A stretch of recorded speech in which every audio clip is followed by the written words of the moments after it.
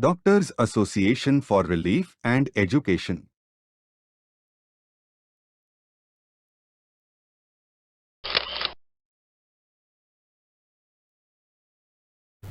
Good afternoon. I will start by thanking Adair for giving this opportunity to speak on mechanical thrombectomy. Dr. Muhim has given in detail analysis of stroke from etiology to treatment part. So this is just an extension of the topic. So this is how the stroke looks in an MRI. What Dr. Muhim said, why we should wait waste time doing an MRI, that's actually very correct. If we have a very good stroke center who realize that time is brain, so we can just rush with a CT scan. But everything is very well planned in the hospital, and we are not taking much time to do an MRI. And they know the stroke protocols. Stroke team is ready, so better to do an MRI. MRI with an MR angio, so we'll know what we're dealing with. Is it a small stroke or a very big stroke? So this is how it looks in an MRI. Dr. Muhim has spoken about intravenous thrombolysis. So this is one way of doing a thrombolysis. Another way is what I'm going to discuss. It is taking the patient to the cath lab. As soon as we know the patient is having a stroke, so we should rush and take the patient to the cath lab. And there are many ways to deal with the clot. One of them is intra-arterial thrombolysis. This is also known as chemical thrombolysis. This is how it looks in the cath lab. The left MCA is blocked. You can see there is no filling of the left MCA. This is the normal. You can see the blue arrow. This is how it looks in a cath lab. When we give contrast to the patient, to a femoral line or a radial line, this is how it should look. The right image is the normal image. When there is an occlusion, it will look like this. That means that artery is not filling the brain. So this is a small vessel. If you can see the ICA, if that is getting, I don't know if this works. Yeah, this is a big vessel. If from here only there's nothing, no flow upstream, then this is a big vessel block. This is a small vessel block. So this is an ideal candidate for thrombectomy. Depends on the time and depends on the MRI. Actually, to going into the detail, there is diffusion perfusion mismatch we have to see. So that's all technical terms. But if you come in within 4 hours, 6 hours, now they have increased the time to 12 hours also. Because stroke it causes a lot of morbidity, not just to the patient, not to the family, to the community, to everybody. Because it's a very big disease. The solutions are not very easy. Financially, socially, patient gets drained. So whatever possible in that immediate frame of time should be done. So how does it work? How do you do a mechanical thrombectomy or a chemical thrombectomy? So when the patient presents to you within the frame of time, we should rush, take the patient to the cath lab, do a diagnostic angiogram, and when you see the image that the artery is blocked, there are ways of opening that vessel. They have to start the circulation in the brain before the brain gets damaged.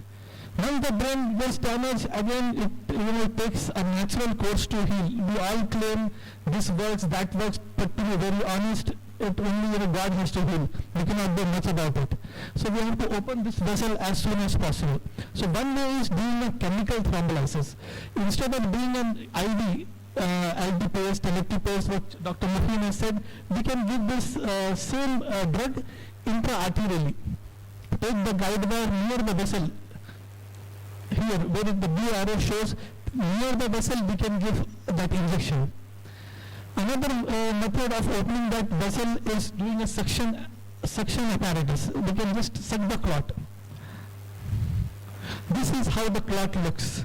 This small clot has been obstructing that vessel, and there is no flow distally. This is one of the guide wires. So one is chemical thrombolysis, one is aspiration, another is thrombectomy using a retriever system. This is how it looks like. This goes distally to the clot, and then just we have to pull it back with the clot. This is just an artistic diagram showing the shunt retriever system. We are putting this into that vessel, that MCA vessel which has been blocked, and then we try to remove the clot. So how do you do it? We take it, the patient to the cath lab, we secure the intra-arterial line. It could be femoral, or nowadays they are doing it radially also. We take a catheter. Actually I have a video, I'll show that.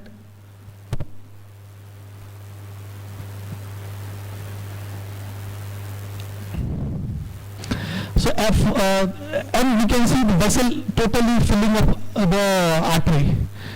What are the side effects of all these? As with drugs also we have so many side effects. So this also comes with a major side effect. The major side effect of this is we are going for an ischemic stroke. So this can be converted into an hemorrhagic stroke. This is very not good for the patient. This is the risk we have to take. Not always, but yes, there is some risk of converting this into a hemorrhagic stroke. The reason for this is known as hyperperfusion injury. See, when a pipe is blocked, normally when a pipe is blocked, when we try to open it, once we open it, there will be a gush of blood distally. So when there is a gush of blood distally, these are very small millimeter vessels. A vessel can get disrupted and the blood can just spread. So patient with a good conscious patient can deteriorate. Again, then we have to take the patient to a CT scan, see if it is just a small bleed, then that's not a problem.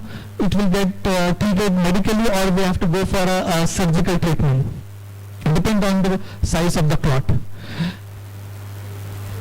So this is mechanical thrombectomy. I think the video starts, if it starts. The other surgical options for a stroke patients, as Dr. Muhin said, is a decompression craniotomy. If it is a very big infarct pressing the brain, causing edema, and the patient's condition is deteriorating, his conscious level has gone down, then we have to remove the brain and create space so the brain expands outside. Instead of compressing inside and compressing the brainstem, the brain expands outside. One more procedure we normally do. Is also known as carotid endarterectomy. This is done for a big vessel. Suppose an internal carotid is blocked, which is in the neck. There are a few options. We can put a stent, but best if it is just a focal block, we open the carotid artery and we try to remove the block. If the blockage is more than 70%, the treatment is endarterectomy only. If the patient is unfit for surgery, we do it under local anesthesia also. Patient is 80 plus, having repeated strokes. Small emboli are going into the brain. What we do is we open the carotid artery and we remove it. And we revascularize the vessel. So that really helps the patient.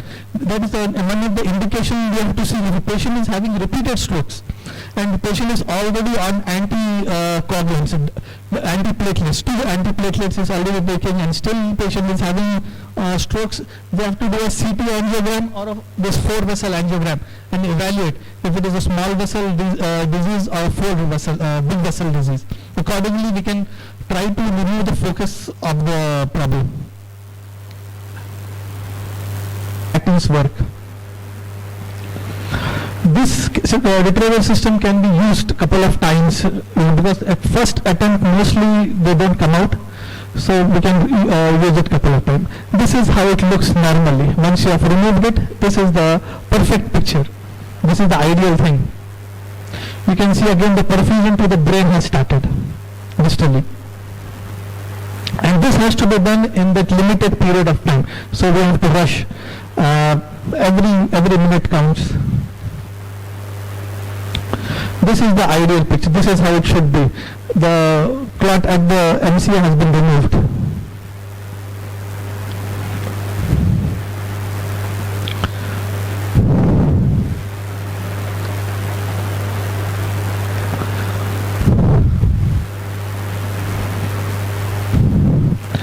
we do a check angiogram to see everything is fine.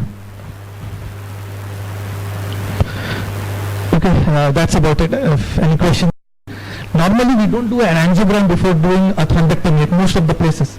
Very honestly, most of the places don't have an MR angio also or a cath lab.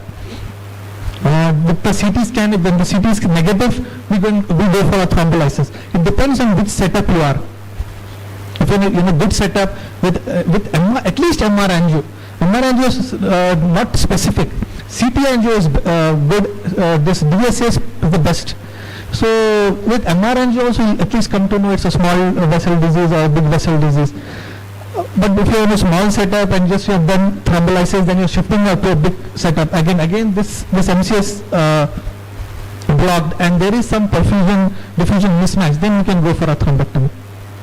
Because most of the general public will be asking is stroke होगा कहाँ लेके जाएंगे तो center for where they can get all the facilities under one roof and patient need not be shifted from here and there. People.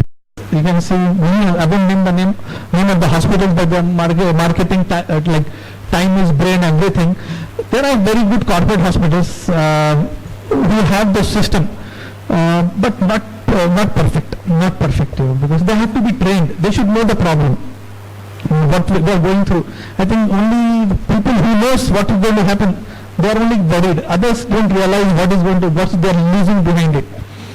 Actually, with Dr. Jaleel Kirmani, we are trying to come up with a system, like this, so that it helps.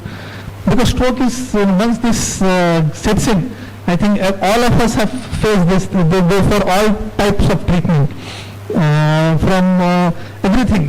They come with from pigeon's blood to you name it. They go for Ayurveda, homeopathy, Unani, everything, because they're desperate, and there is no looking back. As Dr. Mukhin said, the cure is naturally. The cure is natural. Over 2 years, 6 months, patient gets financially drained and everything. And this is costly. This is very costly nowadays. But it's a chance. If they recover, it's fine. The other day, like last week, this one patient was done a thrombectomy in outside hospital. Second day he bled. Came on a ventilator. So it's not an easy decision, but this is a very good form of practice. In USA, all are doing it. They have a very good system. They chopper lift the patient. Within 18 minutes, he'll be in cath lab. From one hospital to the other hospital on table, it will be in 18 minutes. They have that protocol. So they have a chopper to lift. They have a helipad. So this is ideal there.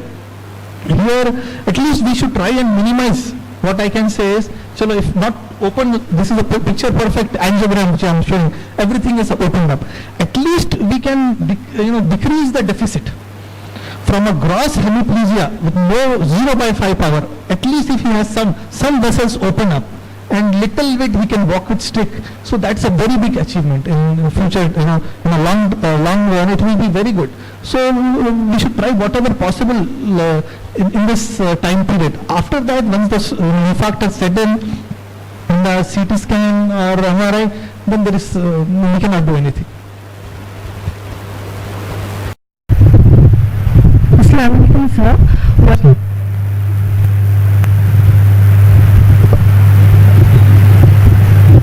What is the arterial approach?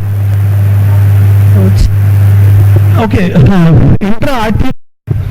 intravenous, we don't need any big setup. We can just do it in any hospital. Okay, once we rule out it's not a hemorrhagic stroke, just do a CT scan, it's not a hemorrhagic stroke, we can thrombolyze the patient. If we have a cath lab and we are going near the clot and doing an intra-arterial thrombolysis, it's a bit better. It depends what setup you are. Thank you. No, any emergency people do it, or physicians do it, neurophysicians do it, but intra-arterial I have done. As I said, if it is not totally opened up, but I think it has decreased the morbidity. Some vessels have opened it. Second day, third, again, we have repeated angiograms I've seen. From the initial angiogram, the second day, if something has opened up, they have opened up.